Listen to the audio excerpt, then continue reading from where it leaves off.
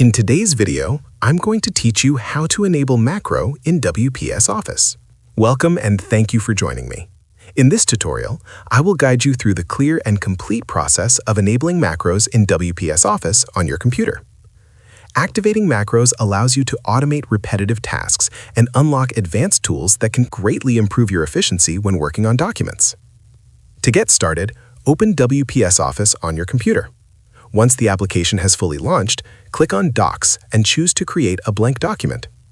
Opening a new, empty file helps ensure that you can access all settings without any restrictions or interference from existing content. When the blank document appears on your screen, move to the top left corner and click on File. This will open a menu that contains various configuration and system settings for WPS Office.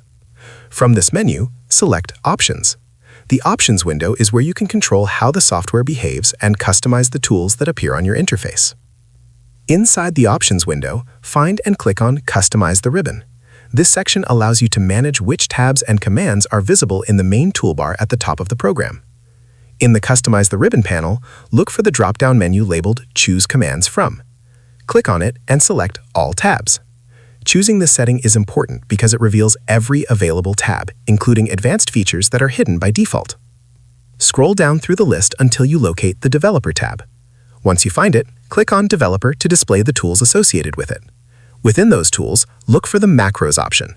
Select Macros, then click Add to place it into the ribbon so it becomes easily accessible from the main interface.